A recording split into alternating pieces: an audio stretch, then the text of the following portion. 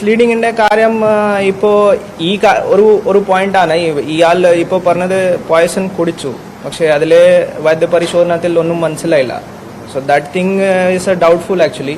ആ ഡൗട്ട്ഫുൾ കാര്യം നമുക്ക് വെരിഫൈ ചെയ്യേണ്ടതാണ്.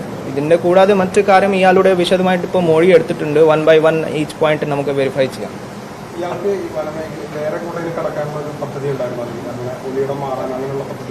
ഇല്ല, അങ്ങനെ ഒന്നും നമുക്ക് തോന്നിയിട്ടില്ല. ചിലപ്പോൾ പ്ലാനിങ് ആയിരിക്കും, ഭക്ഷണം കഴിച്ചിട്ട് എവിടേക്കോ ഓടിപ്പോവാ.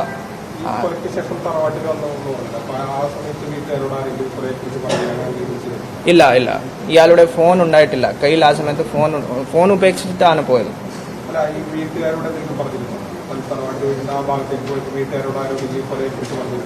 ഇല്ല ഇല്ല ഇല്ല,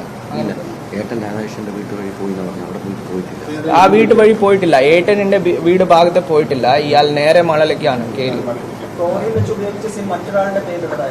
ആ സിം മണികണ്ഠൻ ഒരു പേരാണ് അയാളുടെ. രണ്ട് മൂന്ന് ഫോണാണ് ഇയാൾ ഉപയോഗിച്ചത്. Because when ever he is using A SIM in some other phone that will come in our this IMI trace. So അങ്ങനെയാണ് നമുക്ക് IMI trace കിട്ടിയത്.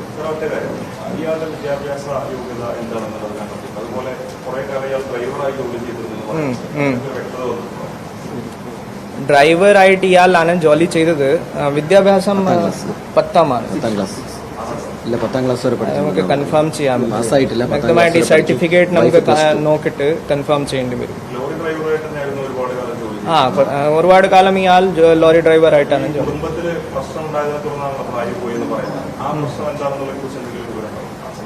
അത് നമുക്ക് അന്വേഷിച്ചിട്ട് ഇപ്പോൾ നോക്കേണ്ടി വരും. പ്രാഥമികമായിട്ട് ആ പോയിന്റ് വരെ ഞങ്ങൾ പോയിട്ടില്ല. ഡീറ്റെയിൽഡ് ആയിട്ട്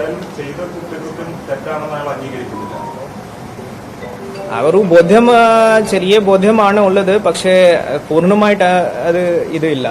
ഒരു എന്താ പറയാ, ഒരു റിപ്പൻറ്റ് പോലെ അയാൾക്കില്ല. ഗിൽട്ട് ഫീലിംഗ് അങ്ങനെയല്ല. ഒരു സന്തോഷം പോലെ തന്നെയാണ്. അല്ല, ആ ലെവലിലേക്ക് ഇപ്പോൾ അന്വേഷണം പോയിട്ടില്ല. അത് നമുക്ക് ഇപ്പോൾ ചെയ്യേണ്ടതാണ് ആ കാര്യം.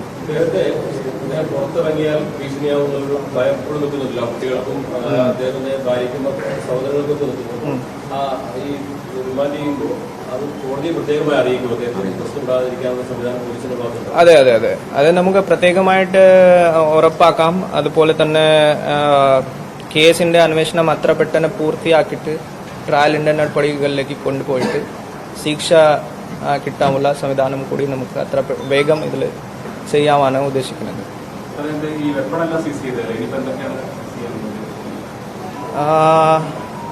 ക്രൈം സീൻ റീക്രിയേഷൻ ഞാനാണ് പറഞ്ഞത്. ഇയാൾ എവിടെ പോയി, ഇതിന്റെ ശേഷം ഏത് വഴിയിലേക്ക് എങ്ങനെ രക്ഷപ്പെട്ടു, എങ്ങനെ വന്നത്, ആ കാര്യമാണ് ഉള്ളത്. പിന്നെ ഈ കോഴിക്കോട് ഏത് ക്വാറിയിൽ ഇയാൾ ഉണ്ടായിരുന്നു, ആ മുറികൾ നമുക്ക് സെർച്ച് ചെയ്യേണ്ടതാണ്.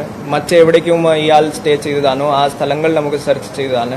അവിടെ എന്തെങ്കിലും ഡോക്യുമെന്റോ ഇപ്പോൾ പറഞ്ഞ പ്രകാരം ഡയറിയോ അത് എന്തെങ്കിലും ഉണ്ടോ അത് നമുക്ക് കണ്ടുപിടിക്കേണ്ടതാണ്. സെക്യൂരിറ്റി ജോലിയായിരുന്നു. തിരുവമ്പാടിയാണ്.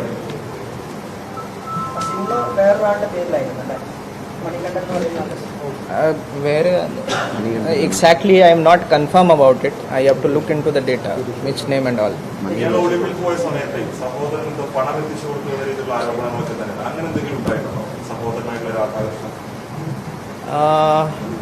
അങ്ങനെ ഒന്നും നമുക്ക് ഇൻഫർമേഷൻ ഇപ്പോൾ കിട്ടിയിട്ടില്ല. ഇല്ല, അങ്ങനെ ഇയാൾ ഈ ബെയിലാണ് എടുത്തത്. ജയിലിൽ ഉണ്ടായിരുന്ന സമയത്ത് ഈ ജോലി ചെയ്തു. അത് പൈസ ഇത് കിട്ടിയ ഇയാൾക്ക് ആ പൈസ ഒപ്പിച്ചിട്ടാണ് ബെയിലെടുത്തത്.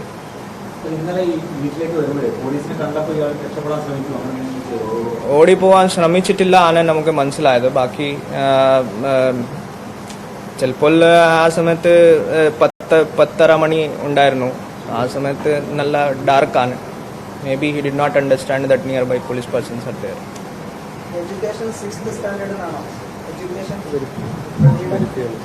അത് വെരിഫൈ ചെയ്യേണ്ടതാണ്. എത്ര 10ാം ക്ലാസ് ജയിച്ചിട്ടില്ല എന്ന് പറഞ്ഞു. 10ാം ക്ലാസ്സും ജയിച്ചിട്ടില്ല എന്ന് പറഞ്ഞു. ഭാര്യ +2 ആണെന്ന്. കസ്റ്റഡി ഇപ്പോൾ എക്സാക്ട് ഡേറ്റ് തീരുമാനിച്ചിട്ടില്ല. നോക്കിയിട്ട് നമുക്ക് തീരുമാനിക്കാം. ഈ അന്വേഷണ സംഘത്തെ സംബന്ധിച്ച് നേരത്തെ ഡിവൈഎസ്പി സാറിന് പറയുന്നുണ്ടായിരുന്നു 48 മണിക്കൂറാണ് അവർക്ക് നൽകിയ സമയപരിധി എന്നുള്ളതായിരുന്നു. അങ്ങനെ തന്നെയായിരുന്നു 48 മണിക്കൂറിനുള്ളിൽ പ്രതിയെ പിടികൂടണമെന്നുള്ളതായിരുന്നു തീരുന്ന നിർദ്ദേശം.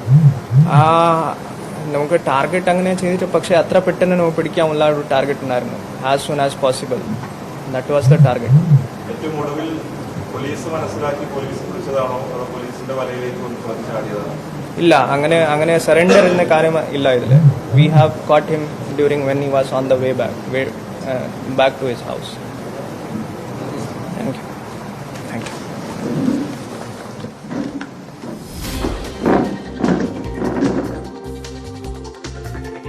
അതാണ് പോലീസ് വിശദീകരിക്കുന്നത്. എന്തായാലും പോലീസിന്റെ വിശദീകരണ പ്രകാരം കൃത്യമായി ആസൂത്രിതമാണ് ഈ കൊലപാതകം നടന്നത് എന്നതാണ്. കാരണം പ്രതി നേരത്തെ തന്നെ ആയുധം വാങ്ങിവെച്ചു. ഒപ്പം തന്നെ ആ കുടുംബത്തോടുള്ള മുൻവൈരാഗ്യമാണ്. അതൊരു പക്ഷേ ഒരു ജ്യോതിഷി പറഞ്ഞ വിവരങ്ങളാവാം. എന്തായാലും അത് സംബന്ധിച്ച് കൃത്യമായ ചില വിവരങ്ങൾ കൂടി ലഭ്യമാവാനുണ്ടെന്നാണ് നിലവിലെ സൂചനകൾ. ഏകദേശം 12 മണിക്കൂറിലധികം പ്രതി കസ്റ്റഡിയിലുണ്ട്.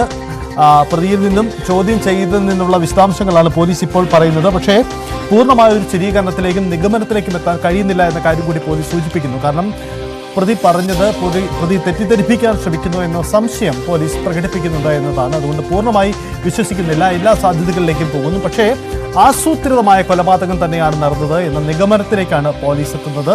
നേരത്തെ സൂചിപ്പിച്ചതുപോലെ ഒരു പാടത്ത് വെച്ചാണ് അറസ്റ്റ് നടന്നത്. പോലീസ് അവിടെ നേരത്തെ തന്നെ പോലീസ് ടീം ഉണ്ടായിരുന്നു.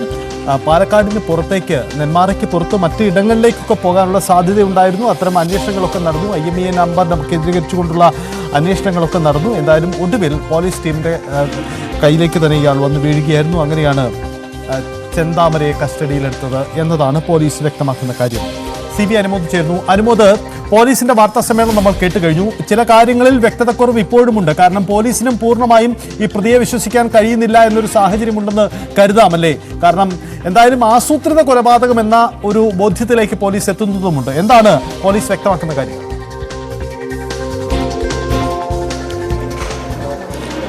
പോലീസ് നടത്തിയ വാർത്താ സമ്മേളനത്തിൽ SP നടത്തിയ വാർത്താ സമ്മേളനത്തിൽ ഇതുവരെ പ്രതി നൽകിയ മൊഴിയുടെ അതിന്റെ വിശദാംശങ്ങളും അതിന്റെ നിരീക്ഷണങ്ങളുമാണ് പങ്കുവച്ചത്. മാത്രമല്ല കേസിന്റെ ഇതുവരെയുള്ള നാൾവഴികളും.